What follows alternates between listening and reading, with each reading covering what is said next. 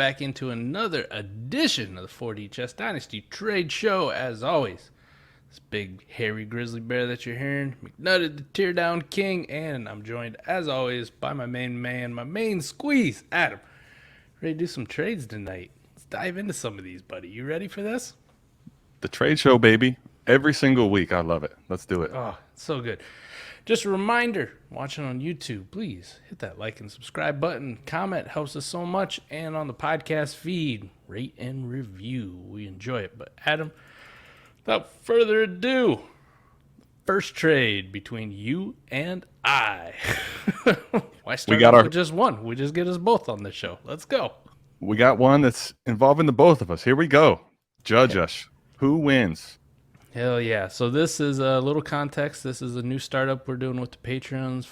12 team, start 14, Bestball, deep rosters. I think we're like 39 roster spaces, something like that. But on one hand, I received the 102 and the 711 in the startup. And you in return, my good friend, received the 207 and the 307. And we're far enough along that we can put names to them. So I got Justin Herbert and Ezekiel Elliott, and you walked away with Breece Hall and one A.J. Brown. How you feeling about this one on your end, buddy? So we made this pre any picks, right? This was before any of the picks came off the board. We made these just as picks. We do have the names now. So when I typically, even in best baller lineup, this is one that I want typically the 207 and the 307. I will say once the names were put to it this time, the problem was that this draft was the most insane quarterback run I've ever seen in my life.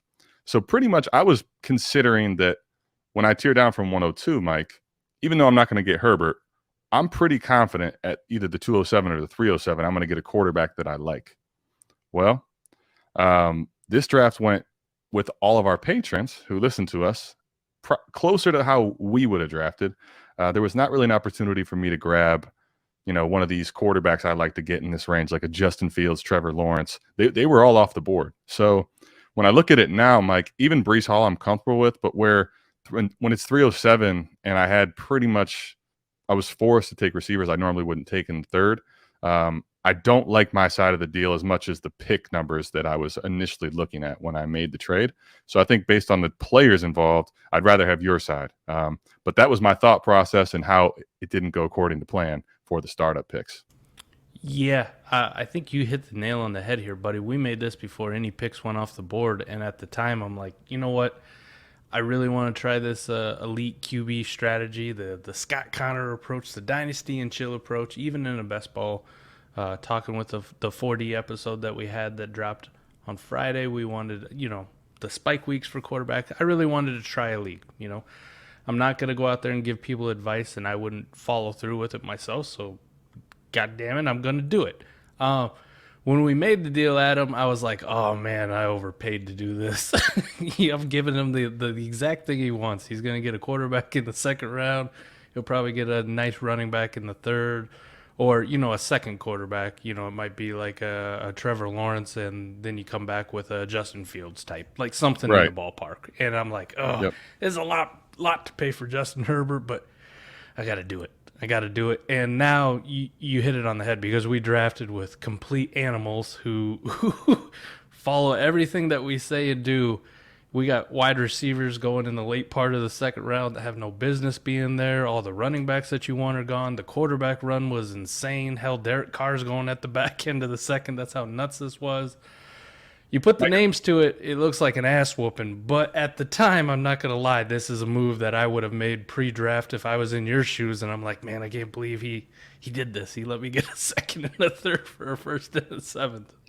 They're literally, Mike, this is the first time I think that I've actually seen two things where people that listen to us and our approaches and like it, they started to draft, I wouldn't say exactly like us, but a lot closer to us than a normal league, right?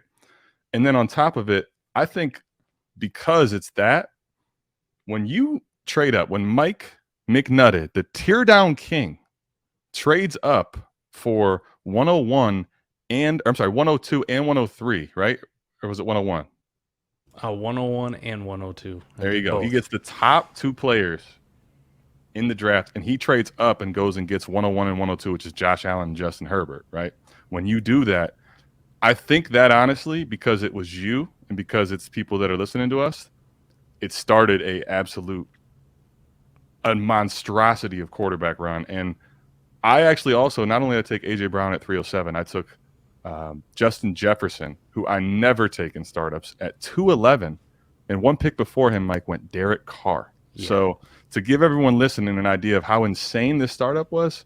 But yeah, I mean, post picks, Mike, this is like I would swap back with you in a heartbeat, and I know you wouldn't do it with me. Yeah, post-coital, I feel pretty good about it. I was a little bit nervous pre-coital. Yeah. Yep. And I think it's the shirt, says it all. It's because I was inverted. Oh, man. Enough with the shenanigans. Let's get on to the second one. We got DK Metcalf, Daniel Jones, and Terry McLaurin being acquired for Tim Patrick, Kendrick Bourne, Najee Harris, and a 23 third. This is done. The DK McLaurin, Daniel Jones size by our boy, our Patreon, Cody Roster Baiter. What do you feel about this one, Adam? All right. Interestingly enough, Mike, this is our boy Cody. Shout out to Cody. He's in the Savage tier, our highest tier, and our patron. He hit me up and was asking me, what do I think about basically getting two receivers like DK Metcalf and Terry McLaurin for a stud running back? I'm like, man, if it's in best ball, as long as you have enough running backs to support the move, I can actually get behind it, right? Yep. He then basically, before he put the deal through, tried to pull the ATM, which I really likes to see here because Daniel Jones was not a part of the offer. He threw Daniel Jones in on his side and then got, threw away Tim Patrick, Kendrick Bourne. Not saying they can't do anything in best ball, but threw away some later pieces, got the quarterback instead. And I think, honestly, Mike, in best ball, right, which is the format I can tell you that this is in a long lineup best ball, I'd prefer to have Cody's side. Now, conversely, Mike, if this is lineup, man, I don't like giving up the Daniel Jones piece, so that would probably be the one pushback. But I still could make the case even then, Mike, in a start 9, start 10 for the Najee Harris side. Yeah, I'm with you 100% on this one too. In lineup, I probably just want the stud running back. Lock and load. I don't have to worry about it. Those two receivers, we're both higher on McLaurin and Metcalf than a lot of people, but Tim Patrick, Kendrick Bourne, and the third are just kind of whatever pieces in a lineup. In a best ball, they have a little bit more meaning. But in the same sense, like he's trading away one really good piece in Najee Harris and getting back a good receiver, and a serviceable weekly starter at quarterback. So on best ball, like I'm going to take that side all day. In lineup, yeah, I think I just want the Najee Harris side. Like it'd take probably, man, I'd have to have like really good running back depth, like replacements, and it'd have to be a deep lineup, and my receivers would have to be boo-boo trash in order for me to be like, yeah, I'll give up Najee Harris for some receivers. Best ball move, it's a great move, and I just laugh at the two names here. Roster Raider Cody on one side and Titsucker 69. Titsucker 69, baby. Jeez Louise. We're back in high school again, baby. This is a nice Savage type degenerate league here. Titsucker 69 and Roster Baiter. I think, Mike, the interesting part too on the other side for Cody is DK and Terry McLaurin both are receivers that I think are buys for us because it just seems like there's so much slander around them not having the right quarterbacks. Yep. I think for Terry McLaurin, Mike, the case is that Carson Wentz, I think, is he's the best quarterback that's ever going to throw the ball to Terry McLaurin so far. I think the other thing to consider here, Mike, is, okay, DK Metcalf, if he's in Seattle all year, it's Drew Lock, it's whoever. But he was still pretty decent at times last year, Mike, with really bad quarterback play of Geno Smith and company. And after all, Mike, this is Dynasty, right? I mean, DK Metcalf is still a really young, tantalizing receiver, oozing with wide receiver 1 overall upside, and isn't going to probably be in Seattle with a shit quarterback forever. So I think that's why, like in best ball, I definitely want that other side. But in lineup, Mike, it's Najee. For sure. All right. Damn MFL trades here, making them hard to read. But we got another one here for you. We have the 22-102, the 22-402, the 23 and a 23 third round pick being given up for Davante Adams and Hayden Hurst. I hate how MFL reads out. It just doesn't look pretty, but we got through it. The 22-102, the 22-402, and the 23-3 being given up for Davante Adams and Hayden Hurst. What do you feel about this one, Adam? This is an interesting one, Mike, because dynasty values, right? Like, even right now, Davante Adams is going ahead of what is the 102, which for us is Kenneth Walker. ADP is going to tell you it's Kenneth Walker or Drake London, right? Yep. So here's my thing, Mike. If you're going to get in, like, you're kind of rebuilding, I guess I can kind of understand it either way, whether you're going to take Drake London or Kenneth Walker. The 23-3, whatever. I guess a little boost. Like, I'd rather have that over Hayden Hurst, but I don't know. It feels like I'd want a little more for Davante Adams, but this deal looks like one that is, you know what, man, I need to go get younger and I need to move off of Davante Adams. I would think a lot of times you could get a little more for Adams, but when push comes to shove and you need to get to the rebuild, sometimes this is the deal you have to make. Yeah, I think for me, I'm pretty comfortable unless I'm locked in as a contender. I'm probably going to make this move 9 out of 10 times. Like, I just move off Davante Adams. Let me reset to the 102. Let me get whatever the hell I can get for Hayden Hurst and move on with my life. But yeah, let me hit the reset a little bit. And we still do have some question marks about Davante Adams. Like, he's an amazing talent, but you go from Aaron Rodgers to Derek Carr. Like, how's that going to look? You know, I understand they were college teammates and that whole thing, but one of them's Aaron Rodgers and the other one's Derek Carr. Now, it's not a shot against Derek Carr, but we still don't really know what Davante in Vegas looks like compared to Davante in Green Bay. So I'm comfortable with it. Like, let me send away Adams and let me get the 102. It's not Breece Hall, which would be an obvious smash, but let me go get the next best thing. Let me get my choice of Kenneth Walker or Drake London or Kenny Pickett if that was your route in Superflex. I completely understand it. I think it's a very good trade for both sides. If I was on a contender and that's what it cost me to go get Davante Adams, especially in a lineup league like my last piece, my slot Davante in as my wide receiver 2 or so, that'd be perfect. Like, you can have the youth. I'll go ahead and let me try to win this baby. Yeah, I think what you were getting to, I wanted to get on before we get out of this trade is, yeah, I think, like, if you told me this is the best I can get for Adams, I'd definitely take the 102 and take that other side. I'm okay with it. Part of me feels like as the season comes around, the timing piece, you might be able to get someone to pay a little more, but I don't know the dynamics of this league, so I'm comfortable, like you said, with the 102. I think for me, though, Mike, if I know I'm a strong contender and I have that 102 pick, I'm doing that for Davante Adams. Give me the year or two push, I would make that trade. So I like the deal for both sides, to be fair, honestly. I think that's the best I can say for that deal. Nice, really well-constructed deal, and I hope I don't get any pushback on the YouTube comments again how we only feature one-sided deals. Yep. All right, we got a two-parter here because I thought this was very interesting. They're put back-to-back. Not a lot of context here, but both deals, same league for this this Gare Bird, I guess is how you pronounce the name. But the first one, he acquired Dante Foreman and Baker Mayfield, and in return sent away Adam Troutman in 23 seconds. So let's just look at that one real quick, and then we'll move on to the other one. But Foreman and Mayfield for Troutman in the second. Me, not going in too much analysis. I like that side if you're getting Baker Mayfield in a Superflex league. Foreman's, I'm not going to say it's just a whatever because, you know, he has some appeal if McCaffrey gets hurt or maybe he gets a little bit more of the workload and they take a little bit off McCaffrey. So there's some. It's just not super sexy. Troutman's a tight end that you and I continue to believe in and continue to be disappointed. So he's more of the whatever piece. So him and Foreman can basically cancel out. And a 23-second, just a random one for Baker, who could be a starting quarterback in Superflex. I like that a lot. That's an easy one for me. Yeah, I mean, there's not a whole lot more to go into. I'd probably lean Troutman just because even for when I talk Troutman versus Foreman, probably lean Troutman even though we have to be real. It's not happened so far for our guy. Yeah. It did little flashes last year, but nowhere near what we were hoping for.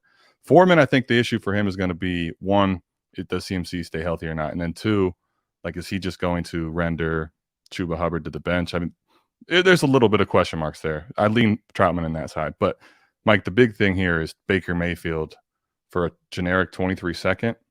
Like, is the way I'm viewing this is Baker Mayfield, man, almost every time. And as a former Browns fan who will tell you Baker's maybe not everything that everyone wants to make him out to be, I'd still pay the second for him, a single second every time.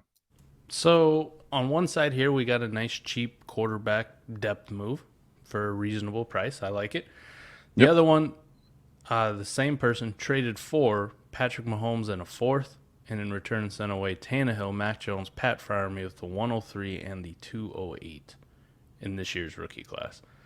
Now, the reason I wanted to feature them both, because if I just featured this one, man, I don't know how to say it without sounding like an asshole, but like if I don't have any context on it, man, I want the Tannehill, the Mac Jones, the Freiermuth, the 103, the 208, even though that's basically nothing of consequence, over Patrick Mahomes, and that might be sacrilegious. But if I factor in the other trade where you got some depth piece quarterback in there for fairly cheap, I think I'm more inclined to go ahead and make that move for Patrick Mahomes and send away two quarterbacks in Tannehill and Mac Jones. What are your thoughts on it? Mike, I think this is a perfect example of the differences in a shallow lineup league, start 9, start 10, and a best ball league. Because here's the thing about it, right? If we're saying it's a start 9, start 10, shallow starters lineup league, I like Mac Jones. I like Ryan Tannehill plenty. But oh yeah, yep. When you plug those into your roster, at quarterback 1 and quarterback 2, you're not going to feel really good about it. You know, they're not going to be needle movers for you when you're trying to win in the small lineup positions. Your positional advantage isn't there for those two. And as much as I like Pat Freiermuth, he's still more of that back end tight end 1, right? 103 is a piece that's very interesting. Obviously, whether I don't know who you decide to take there, but it doesn't matter for me. Kenneth Walker, Kenny Pickett, Drake London, like that's a very good piece. But in a shallow lineup league, Mike, if I have to send all that away and I can afford to for Patrick Mahomes is a absolute game changer in start 9, start 10 lineup. Now, like you said, Mike, in best ball, maybe even if it's a really deep lineup league, like I'm thinking hard about that package in the deeper lineup league, and in best ball, it's not close. I think too, like if I'm in a rebuilder too, I don't want to consolidate assets into Patrick Mahomes. Now, Ryan Tannehill is probably the only one out of that who has a shelf life that's fast approaching, where he could expire soon. I think Mac Jones has got a couple years of safety.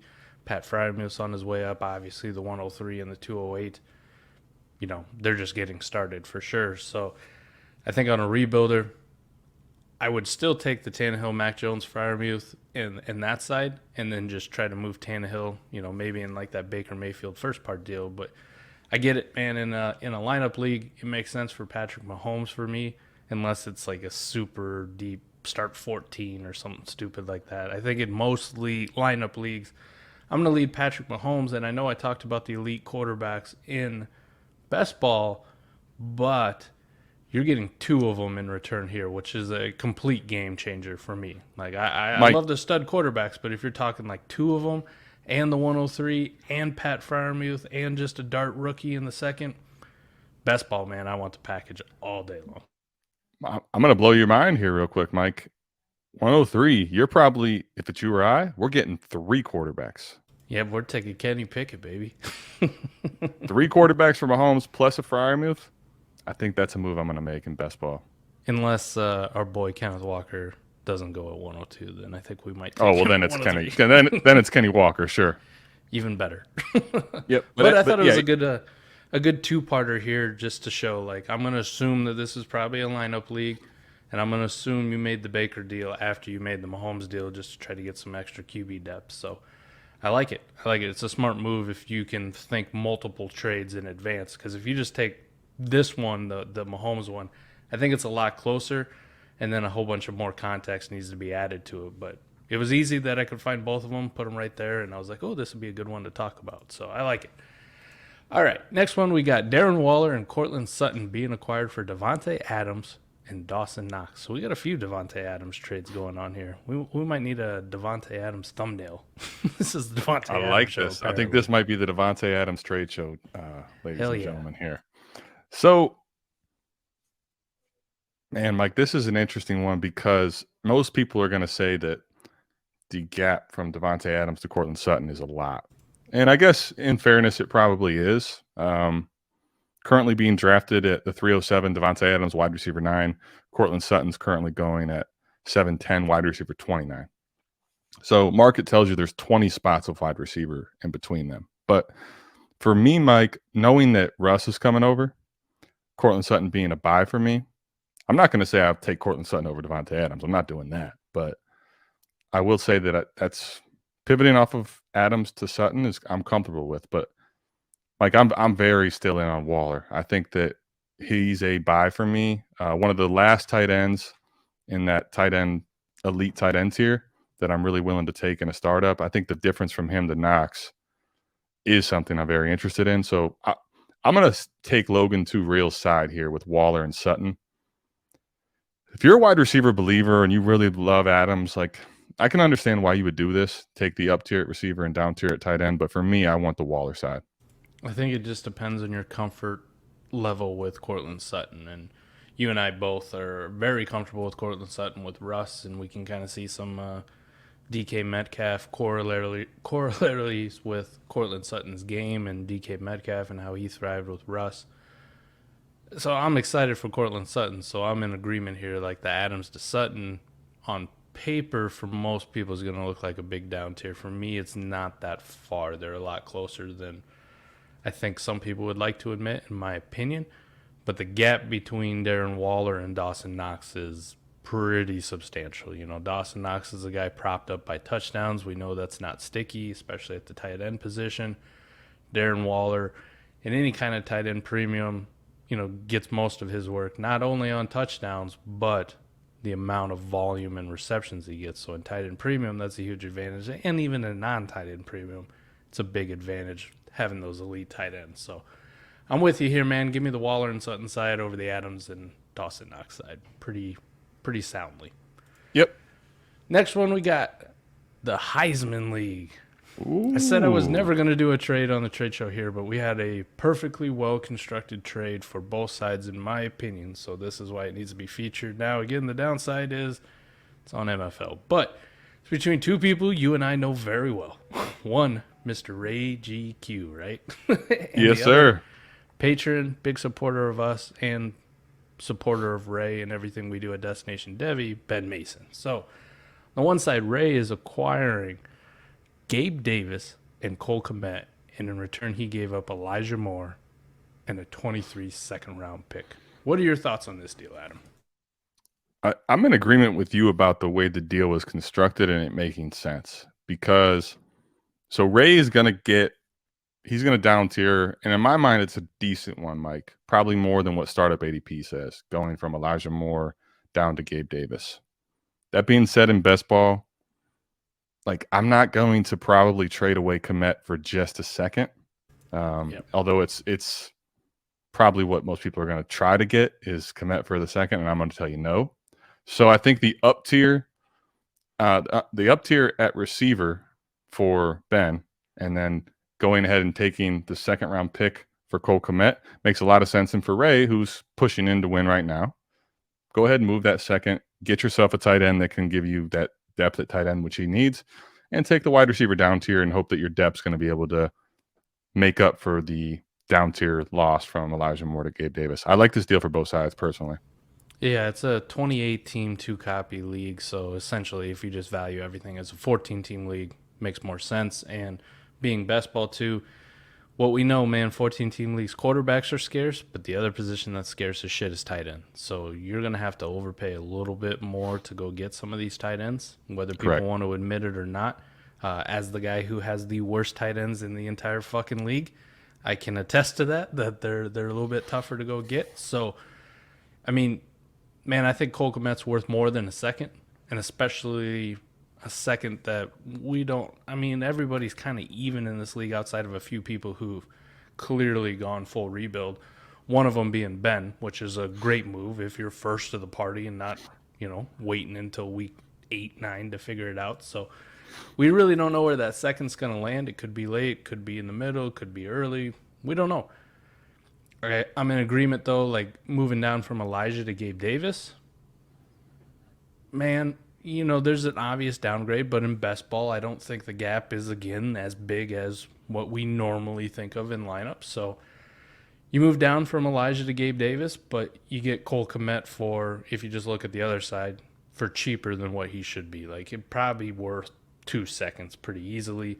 In a 14-team league, shit, he might even be worth a late first. And I know that might sound sacrilegious, but it's tight end premium, 14-team leagues, 0.75 bonus for tight ends. Like, he's going to catch some fucking passes. So, man, Mike, the 114 for Cole Kmet, not crazy in my opinion. Not at all. That's a second round pick in a 12-team league, right? Yeah, like an early, so I mean, listen, I think you're going to have to pay me in a 12-team league, Mike.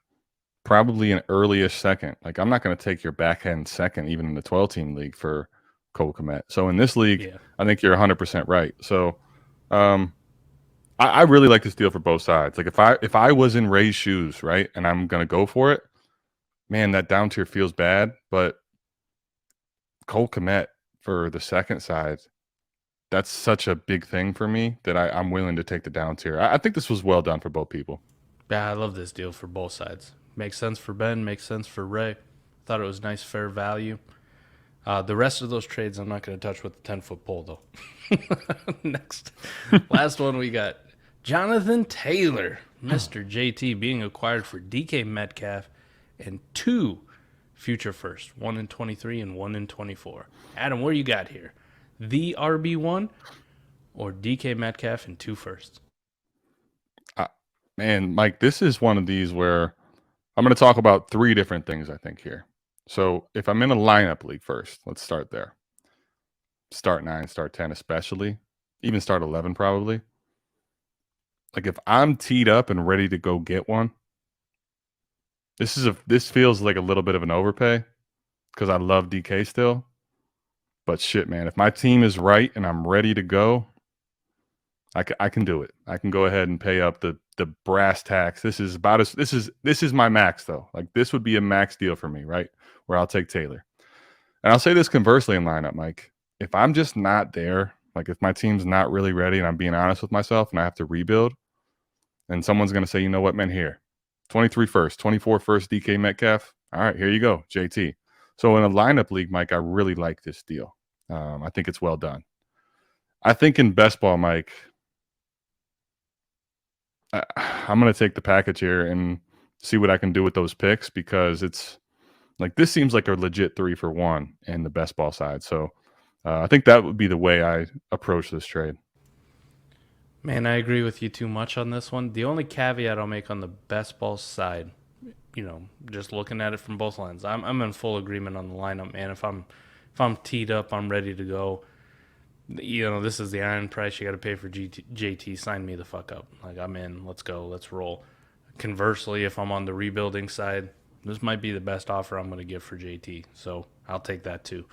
I will say on best ball, the one caveat I would make is if I'm already a contender in best ball, like I'm getting ready to go, and I know that 23 first and that 24 first are going to be late, there might be some thought in my mind that I might actually consolidate into one piece because JT is that damn good. But the caveat that I'll make, like the thing that would be going through my mind is there anybody else or like what else would people be willing to give me for a late 23 first and a late 24 first and a guy like DK Metcalf? Like, what could I individually, like what could I turn all those pieces into? And 100%. If I feel comfortable enough, I'm not doing this deal. But we all know those leagues where sometimes people's assholes are like just puckered up tight. This might be the best deal that's going to come across my table for that big push. Maybe I do it then. But just general consensus in a best ball league, man, more likely than not, let me down tier JT and let me get 3 pieces, and then I'll figure out what the hell I want to do with my life going forward from there. Yeah, I think in best ball, Mike, this is a man. I'd have a hard time pushing all those picks in, even if I knew they were my late ones for one player. As great as JT is, and he is a complete difference maker. I don't know that I want to consolidate all that into one player. But conversely, even, right? Like if I know I'm a contender and I'm going to take this package, like to your point, I think this is where the 4D chess side comes into it, Mike. So we can get out of here with the little 4D chess talk where like I need to know my league mates too, right? Like if I'm a contender and I'm going to take the down tier from Taylor all the way to Metcalf, especially him being a receiver, which is easier to acquire, like I need to know my league mates who's rebuilding.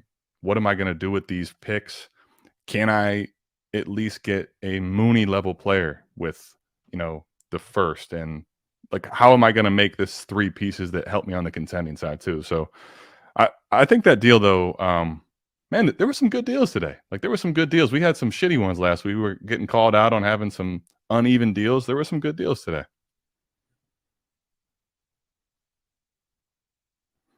Those YouTube comments, man, sometimes they get ruthless. They get out there and get you. But I love them. Keep them coming. Just a reminder, if you want to get on here, you want your trade featured, patreon.com/allgas, patreon.com/South Harmon. That's where you can post your trades and get them in here. But we appreciate the comments. We appreciate the support. We appreciate everybody who likes, subscribes, rates, and reviews for the podcast. Helps us out so much. Allows us to keep doing this, keep bringing it to it. Can you believe, Adam? This is episode 10. Ray's let us do this for 10 episodes. Episode 10, man. Hey, if you're listening on the podcast and you want a visual too, we're on YouTube. Come check us out there. Either way, we're gonna keep bringing it to you every week. Hell yeah. Episode 10 feels like a lot, Mike, but we got a long way to go. Oh, we're just getting warmed up, baby. Just getting started. But we appreciate you tapping in. That's gonna do it for us. We're bounce out of here. Peace.